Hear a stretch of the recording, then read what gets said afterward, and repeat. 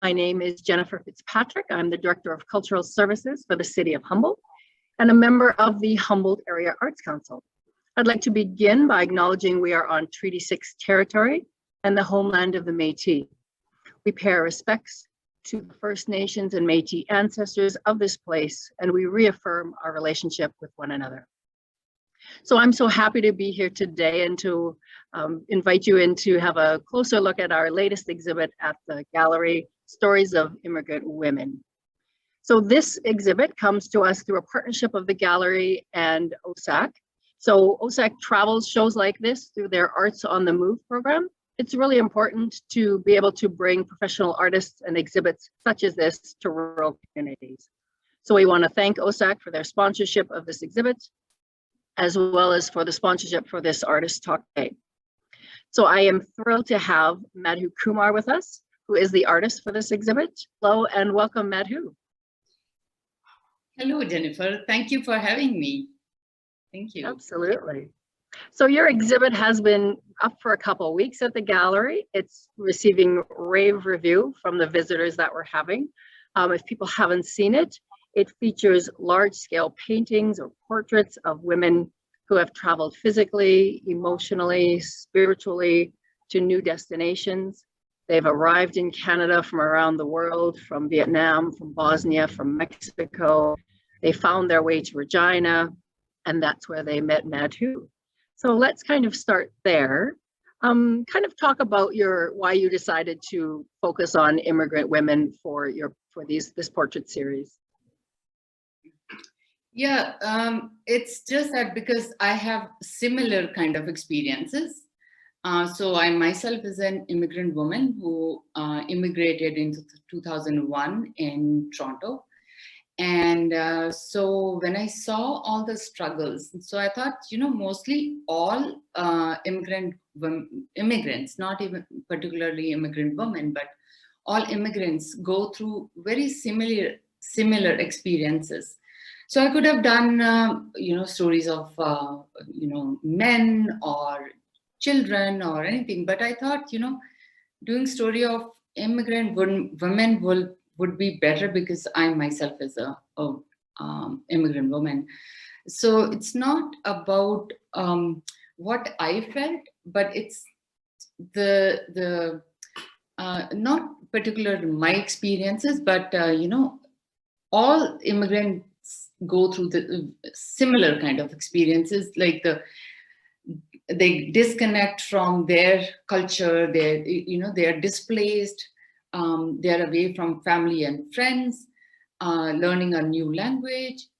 Culture is the main thing, which is a big shock because you have to learn the system, you're looking for jobs, all the struggles and the sacrifices, the uncertainty, you relate to that and you understand each other much more. So the strength they have, the perseverance they have. So it's just, though the stories are different, but all these things are very, very, like same for everyone. So I thought, being an immigrant woman myself, that's why I started doing this. Absolutely. So, I mean, I think you could really relate to kind of the stories that probably people were sharing with you. How did you kind of select, or how did you meet these particular women that are in this exhibit? So, so I was doing undergrad. I was doing BFA at the University of Regina. So 2014, I was thinking to do this project, but not in the university while doing this BFA. But, then it just happened that I started at that time when I was doing the undergrad. And then I met these women. I started with the Immigrant Women Center in Regina. I contacted them, and through them I got some stories. And then I got some from Open Doors Society. And the rest were just word of mouth and Some really came forward that they wanted me to do their stories. Yeah, so that's how I started. And basically all these stories are from Regina. Yeah, and a lot of the stories are really challenging. I think, you talked about culture, and I think, a lot of people underestimate kind of that intense culture shock that immigrant people would feel, because that's just everyday life that we take for granted is completely different. Absolutely, absolutely. I just see, you should feel that when you move from, you are Canadian, and when you move from one place to other, right? Then it's difficult for you to adjust and to, to move from one place to another. So just think that these immigrant people are coming from various countries with their own languages, with their own cultures, with their own, and then leaving your family and friends behind is a big thing. Over here, you don't know anybody, on top of the language is different. There's so many aspects of it. Absolutely. And I think one of the things that I read is, I think the women to share their stories is really brave. I think a lot of, if you're coming to a new country, you may be concerned about kind of sharing that. And I think it's, you read in the stories that they're good to identify those challenges, but I think that makes these women really brave. I'm so grateful to those women who came forward to share their stories with others, because then other women can relate to these stories, and they can learn so much from these stories. And not necessarily you have to be an immigrant woman, or you can just learn from these stories, because you are also going through different stories, and yourself different challenges in life, so you can relate to these stories. Yeah, I think that, I was doing a podcast with our local media, and we were talking about the fact that it's international, March was International Women's Day, and even how the experiences of women and being able to share and really grow strength from, that solidarity and kind of seeing the challenges, but really seeing how people, and these women moved forward. So it must have been really difficult to kind of hear these stories, even though you relate to them, to kind of hear the stories. The stories can be really challenging, but I know, as you kind of look at them, they become really inspirational. The women have found joy, they have found hope. And I find that your paintings, and I don't know how you do this, but I find that your paintings really capture that sense of the person. And how did you kind of capture that essence of that story in your works? So what my process is, I don't invite them to my house, or I don't go to a coffee shop or meet them outside. I want to meet them in their homes, because I want to see how they live, and I want to connect with them through that, because then you would know where they are coming from, right? So I go to their homes, I record their stories, I video record their stories, and listening to their stories, I can connect with them. And the stories are really impactful, and they really shake you up, because some of them are really really something. Some of them are really disturbing also. And then when I record their stories, after that I take the photographs, I photograph them, and then I come back home, and of course the whole stories are really so heavy that I can't sleep that night.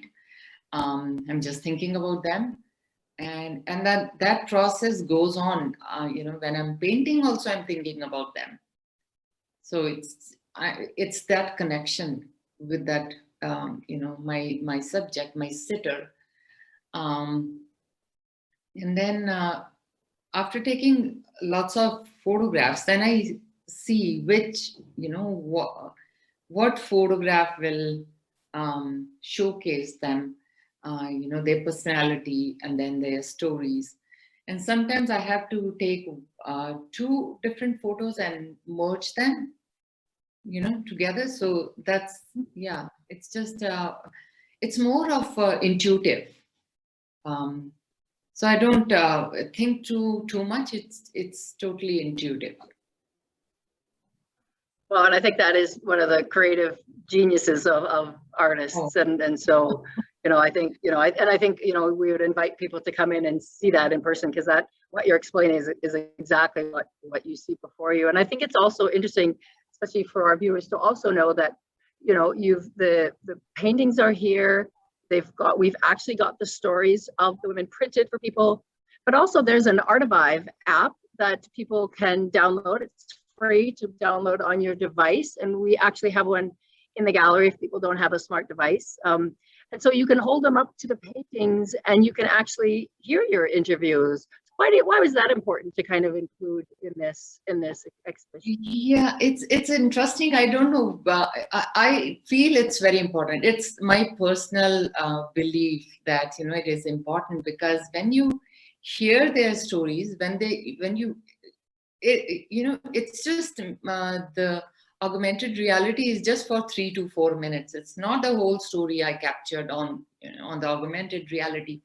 I just wanted to give the viewers their accents, right? So if you just read their stories or you just see their painting, you won't be able to connect to them. When you hear them, when you hear their accent, you will connect to them. It's just, I don't know, it's my personal belief that I wanted to do this, augmented reality, to hear them and then get connected to them. Yeah, I think it's a beautiful part. You can visually see it, you can read it, you can hear it. It really becomes really immersive. So I think that's a fantastic part of the show. And let's talk about the size of some of these pieces, Madhu. So, these are very large portraits. Some of them are 4 by 5 feet in size. Can you kind of talk to us about why you chose to kind of go with this fantastic large format for these portraits? Yeah, choosing the heroic size was very much intentional.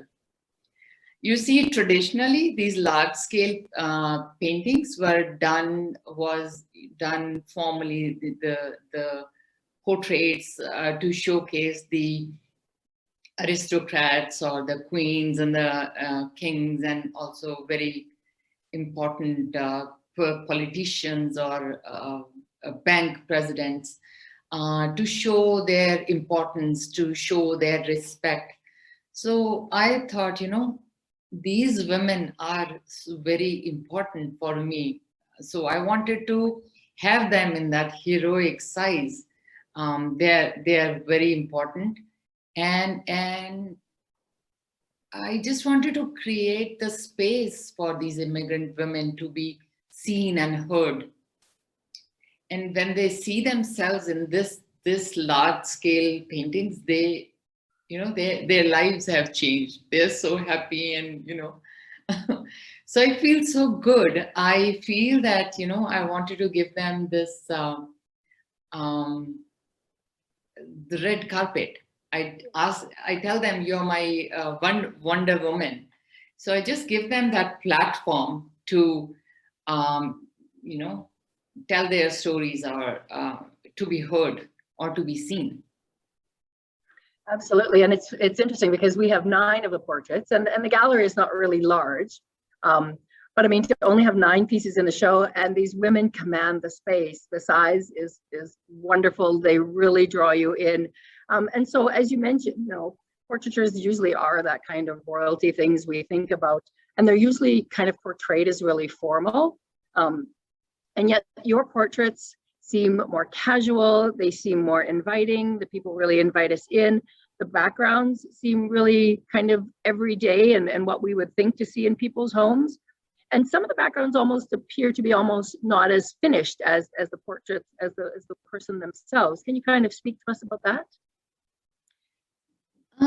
Yeah, because I wanted to not want to be like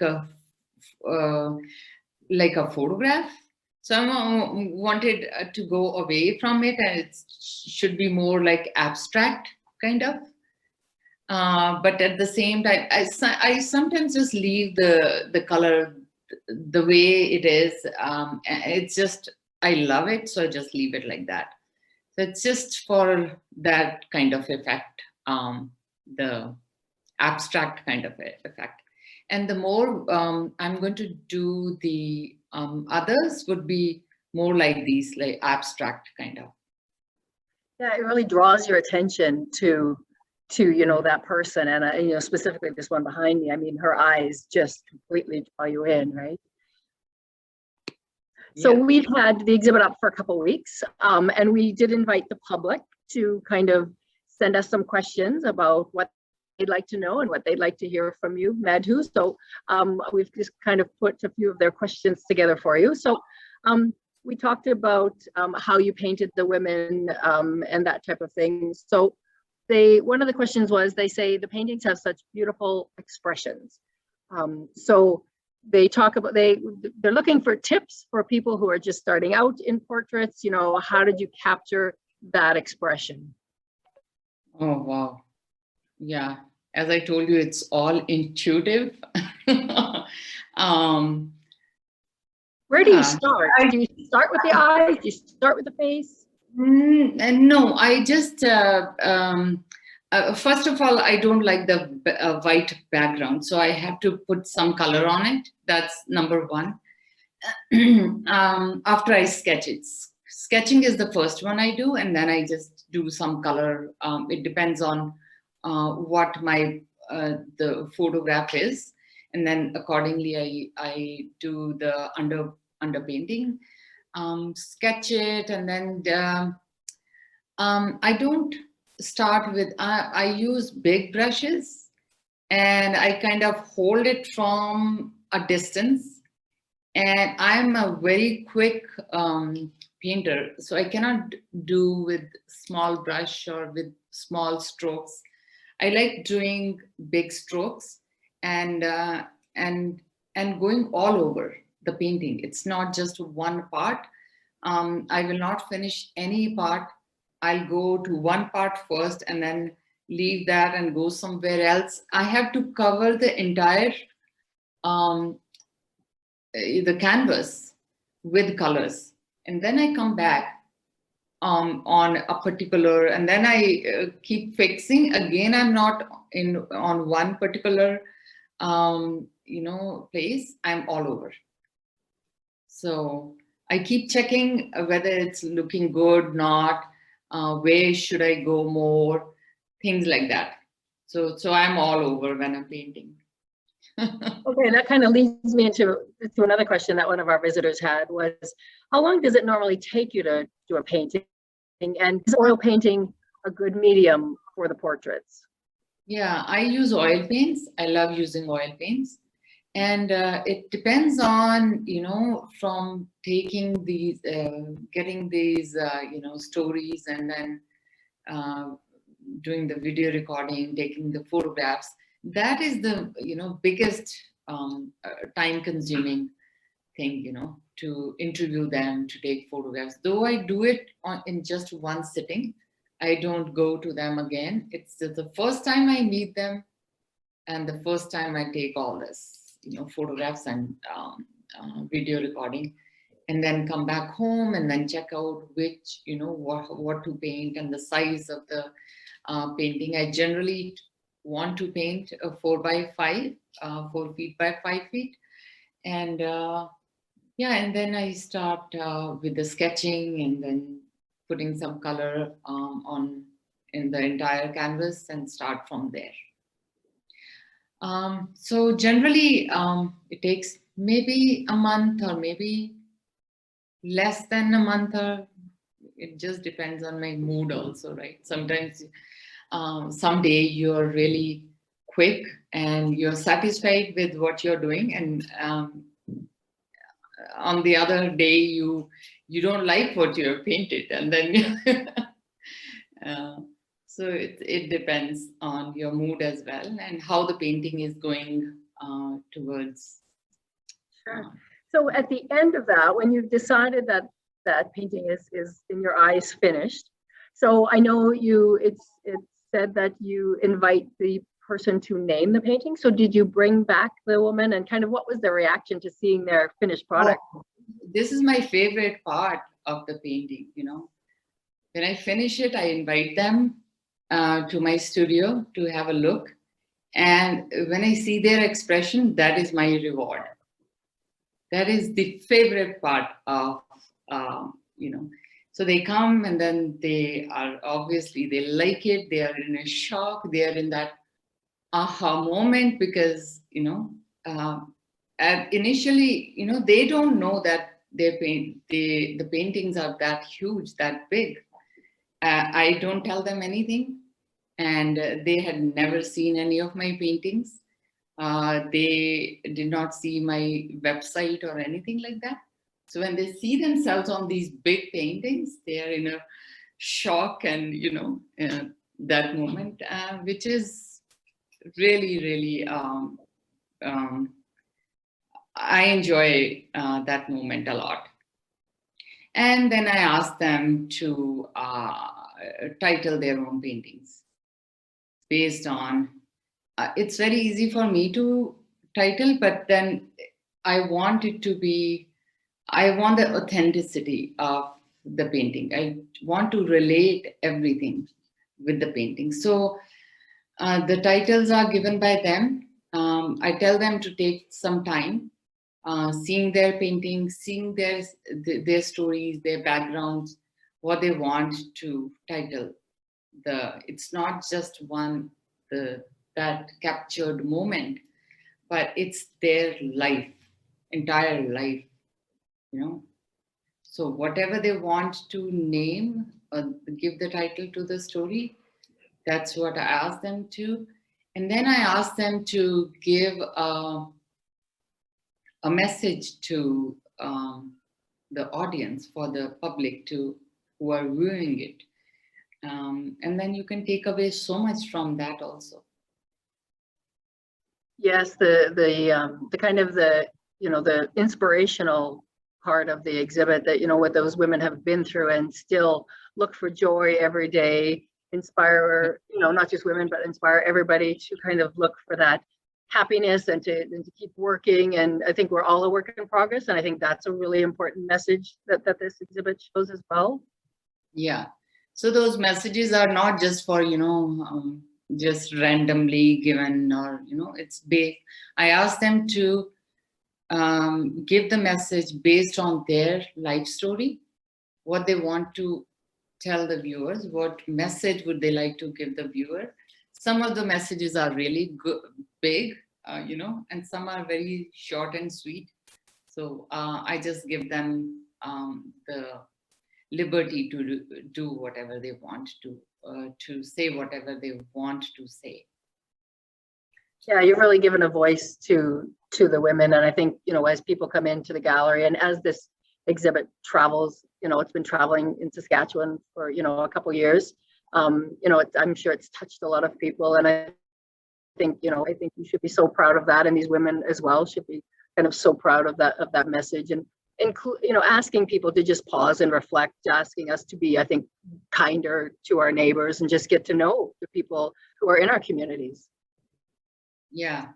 No, I thought it is my responsibility because every immigrant person go through those kind of, that journey. So I thought this is my responsibility to do something for them. And then,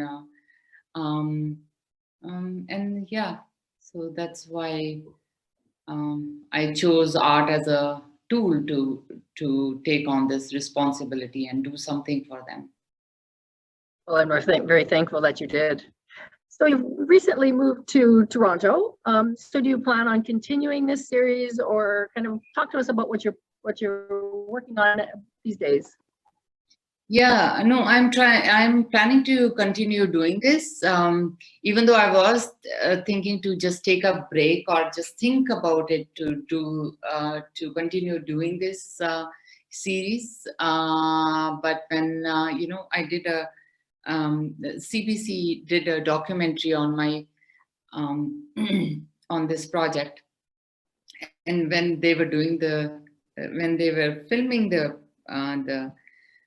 documentary, then those women told me that, Madhu, you have to continue doing this project because this has changed our life a lot. So keep doing this. And I thought, why not? Because if I'm changing, I'm making some difference to these women, then even, a little bit, then I should contribute, continue doing this same series. I am going to, so I am trying to do, now I'm in India. I was trying to approach people over there, but I'm here now for a month, more than a month, of course. And I'll go back and I'll find my subject, and then I'm going to continue painting this. Let's see how long I can do that, because these are huge, big paintings. The storage is also one of the Well, I'm glad to hear you're going to continue, and I'm sure there are hundreds of really important stories that we need to hear and we need to pay attention to.